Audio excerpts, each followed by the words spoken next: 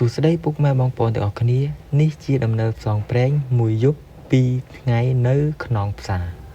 ហើយមានសកម្មភាពអីខ្លះនៅតាមផ្លូវជាប់ឧបសគ្គយ៉ាងណាតោះទៅមើលវីដេអូនេះទាំងអស់គ្នាជាមួយខ្ញុំនេះគឺជាសកម្មភាពដែលពួកយើងមកដល់សហគមន៍ហើយបានចោះឈ្មោះក្នុងសហគមន៍ថាគ្នាយើងមកចំនួនគ្នាប្រមាណអ្នកហើយគ្នាខ្ញុំមកទាំងអស់គឺចំនួន18នាក់ហើយនេះគឺជាការធ្វើដំណើរជិះគោយន្តបន្តធ្វើដំណើរទៅដល់ជើងភ្នំក្នុងផ្សារ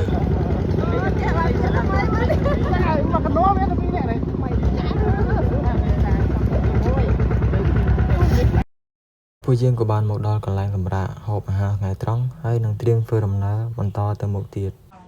បាយហើយ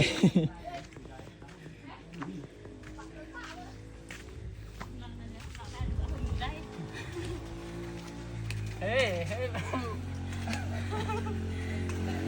កូនឯងហ៎ហេមកគឺដែរ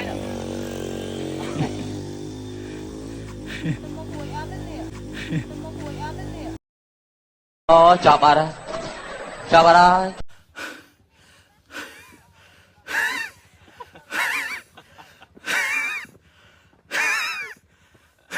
បងចាំនេះជួយមកព្រះអង្គជួយកូនចៅអូយបងប្រុសមួយបងអាយបងប្រុសអូយព្រះអង្គជួយកូនចៅព្រះអង្គចាំនេះបាទមានតែព្រះអង្គមានតែបាត់អូយជួយព្រះអង្គមួយព្រះអង្គជួយព្រះអង្គមួយបារមីវត្ថុស័ក្តិសិទ្ធិទាំងអស់មាននៅក្នុងលោកជួយគុំក្រងថែរក្សា2 hours later ហេអត់កំណើតហើយឲ្យឯងប្រមាណហ៎នេះពួកយើងបានមកដល់ភ្នំក្នុងសំពៅហើយនឹងត្រៀមបោះតង់នៅខាងលើនេះមុននឹងយើងមកនឹងយើងបាននិយាយជាមួយនឹងម្ចាស់តង់ថាយើងនឹងបោះនៅខាងលើអត់សូវមានមនុស្សច្រើនចង់បានភ្ញៀវស្ងៀមស្ងាត់តែដល់ពេលយើងមកដល់ឃើញតង់យើងនៅក្រោមអញ្ចឹងយើងក៏បាននិយាយគ្នាមួយបងសម្រាប់ចិត្តយកតង់មកបោះនៅខាងលើនេះថ្ងៃដែលពួកខ្ញុំបានមកបោះតង់ហ្នឹងគឺមនុស្សច្រើនអញ្ចឹងពួកខ្ញុំចង់បានភាពស្ងៀមស្ងាត់ក៏បានលើកតង់មកបោះនៅខាងលើនេះវិញ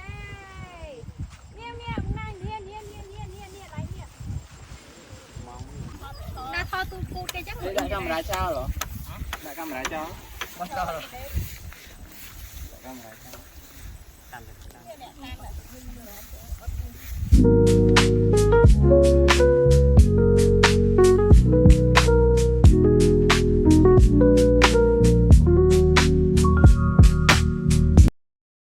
ហើយពួកយើងក៏បន្ត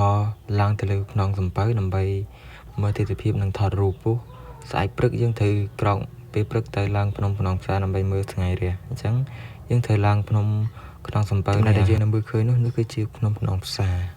ពួកយើងក៏បន្តថតរូបនិងមើលទិដ្ឋភាពស្អាតនៅភ្នំខ្នងសំពៅហើយសកម្មភាពពិតជាមនុស្សច្រើនមែននៅថ្ងៃហ្នឹងជួយអើយនោះឯងធ្វើចោលក្នុងផ្សារឯងចោលក្នុងផ្សារអូស្អែកឡើងខ្ញុំទៅអូន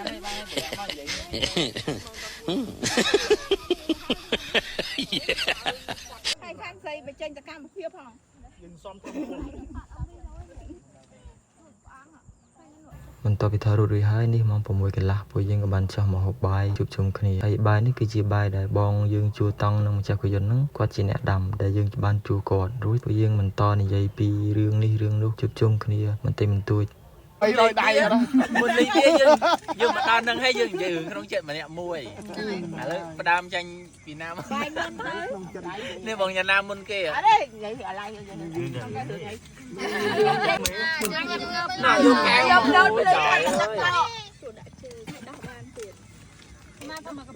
ទៅបងគាត់នៅតែបន្តនិយាយគ្នាទៅខ្ញុំក៏បានចូលដេកមុនគាត់ព្រោះតែអស់កម្លាំងយកកម្លាំងស្អែកឡើងភ្នំក្នុងផ្សារហើយនេះគឺជាសកម្មភាពព្រឹកដែលពួកយើងបានតាំងពីម៉ោង 4 កន្លះយើងបាននាំគ្នាឡើងលើភ្នំក្នុងផ្សារដើម្បីទៅមើលថ្ងៃរះទោះផ្លូវរៀងពិបាកមែនតែដល់ពេលយើងទៅដល់ធ្វើឲ្យយើងមានអារម្មណ៍មិនខកបំណងដែលយើងបានពួកយើងក៏បានមកដល់កំពូលភ្នំក្នុងផ្សារហើយបានហូបមីផឹកកាហ្វេហើយនឹងមើលទិដ្ឋភាពថ្ងៃរះនៅពេលព្រឹកអារម្មណ៍ពេលហ្នឹងធ្វើឲ្យយើងស្រស់ស្រាយសប្បាយទឹកកង្វល់ទាំងឡាយបានរសាយរសាត់តាមពពកទោះជាខ្ញុំមកលើកនេះគឺជាលើកទី2ក៏នៅតែមានអារម្មណ៍ថានៅតែស្រស់ស្អាតមិនខាតពេលដែលចំណាយមកទីនេះជាលើកទី2និងមានលើកទី3ម្ដងទៀតនៅឆ្នាំក្រោយ